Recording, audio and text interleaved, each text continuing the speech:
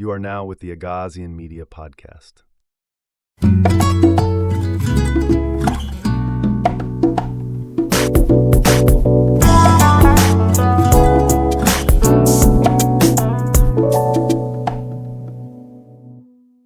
In this episode, we'll explore Eritrea's buried economy and why, in light of the recent U.S. investment climate report, the reality is far worse than described. The dictator has buried Eritrea's economy so deep underground that there is no way for him to pull it out of the grave.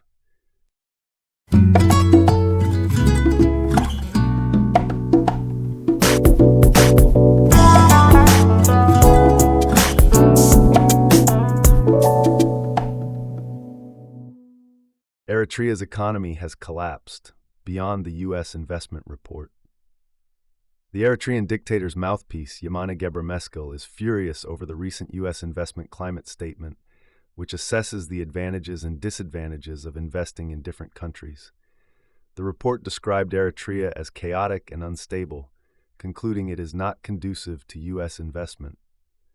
Though damning, it still portrays Eritrea as if some sort of command economy exists. Yamana Gebremeskel dismissed the report for its alleged inaccuracy, bias, and outdated methodology. Ironically, he's right about one thing: the report is outdated. It fails to capture the full extent of Eritrea's economic collapse. If it reflected the current reality, it would be far more damning than anything Washington could write. The U.S. investment climate report uses standardized measurements, but in Eritrea, no such standards exist. The dictator runs the economy like his own private old cashier. The truth is brutally simple. Eritrea has no economy left.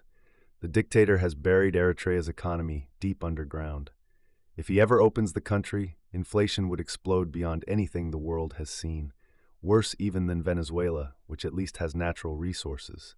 He controls the exchange rate by force, not by economics.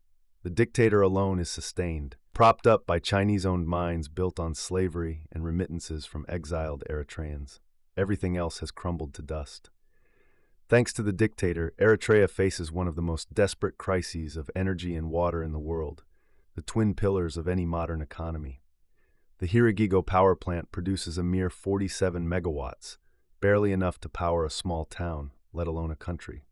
The 4 diesel engine generators fueled by heavy oil in Hiragigo 1, only one is operational, and it runs at 50% capacity, producing about 12 megawatts. The 2 engine generators in Hiragigo 2, donated by Saudi Arabia as aid in 1997-1998, are barely operational, each producing 23 megawatts, though they are now quite old. Electricity in Asmara comes sporadically, often only at night. Outside the capital, the grid has collapsed entirely. Rural Eritreans live without electricity, relying on firewood and human labor. Factories have gone silent, hospitals have gone dark, and families live in blackouts. Water access is equally catastrophic. Water is extremely expensive. The water pipeline network that once operated is now broken, and water is distributed by tanker trucks. In Asmara, families need special government permission just to access water for family events. Corruption has consumed the entire system. Without connections or bribes, people simply go without. The Italian colonial administration, a century ago, provided far more reliable water than the Eritrean dictator does today. The Italians built reservoirs, ice factories, and distillation plants to serve industries and agriculture. The availability of cheap water was a key factor in the successful industrialization of Eritrea. They made sure Asmara and Massawa thrived.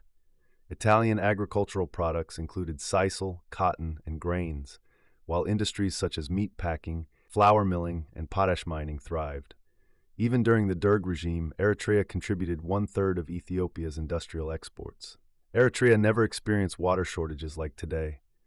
Under Isaias, everything has decayed or disappeared. The banking system is another sign of total collapse. People are allowed to withdraw only 5,000 nakfa per month, around $300. That's barely enough to survive, let alone invest, save, or run a business. The country has no private sector, no liquidity, and no trust in the regime that survives only through fear, coercion, corruption, and deception. Eritrea is effectively operating on a barter economy where connections and corruption replace cash. The collapse of infrastructure has crippled even the simplest aspects of daily life. For example, two major roads built by Italy, linking the peripheries of Akelaguse and Sirai, have completely deteriorated. Fuel shortages are so severe that vehicles break down, spare parts are unavailable, and roads have become impassable. Travel is so difficult that even families hesitate to attend the funerals of loved ones in the periphery to bury their dead. Ports, once Eritrea's greatest strategic assets, are no better. Assab port is completely non-functional. Massawa port, old and unrepaired, barely operates. It is mainly used for the mining sector. Due to a lack of power and mismanagement, it can take up to 6 months for a single shipping container to enter, be inspected, and exit. Eritrea, a nation blessed with 2 ports, now effectively has none. And yet, the dictator dares to blame Prime Minister Abiy Ahmed for looking at Assab when he is the one who destroyed the port. At least Abiy understands its potential, unlike the dictator who turned Eritrea's once strategic gateway into a ruin. In his letter to the UN, Abiy reaffirmed his respect for Eritrea's sovereignty and territorial integrity. There is nothing wrong with Ethiopia using Eritrea's port peacefully. Basic goods have practically vanished. Food is especially scarce. There is no milk, no meat, no eggs, and sometimes only expired maize oil can be found in the markets. When items are available, the prices are unbearably high. For example, a tray of 24 eggs costs 150 nakfa, $10, the same as in Israel.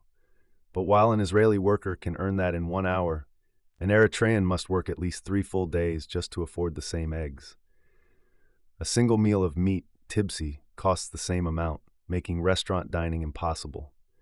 This is compounded by the risk of foodborne illness, as most restaurants have no electricity for refrigeration, leaving meat and other perishables unsafe. Most families can barely afford to cook at home unless they receive remittance support from relatives abroad. Eritrea is a country where survival, not prosperity, is the daily struggle. There is no internet, no electricity, no fuel, no transport, no industry, no water, no food, and no hope. In today's world, even the poorest nations can rely on the internet as a lifeline for innovation and opportunity. But in Eritrea, there is literally no internet. The few tourists fortunate enough to receive a visa have documented the harsh reality. Hotels lack running water, no air conditioning, and no internet. You come to Eritrea, they say, if you want to disconnect completely. But despite its collapsed economy, Eritrea stands out as the only state in Africa that survives without foreign aid. It has virtually no crime, terrorism, or war, faces no internal or external existential threats, and maintains an independent foreign policy. This stability is due to the indigenous, overwhelmingly majority Tigrinya nation, highly homogeneous and without tribal or clan structures. Paradoxically, this stability allows the dictator to destabilize neighboring countries, even with an economy in ruins. No one, but only the Agassian movement and its industrialization, urbanization, and digitalization project can revive the economy from its grave. For more information, visit the website at this link, disruptornation.com. If the U.S. investment climate report is flawed, it is because it fails to capture that Eritrea is not conducive to investment. It is uninhabitable for normal life. A country that once exported industry, manufactured goods, and agricultural products now exports only its people, fleeing a brutal dictator.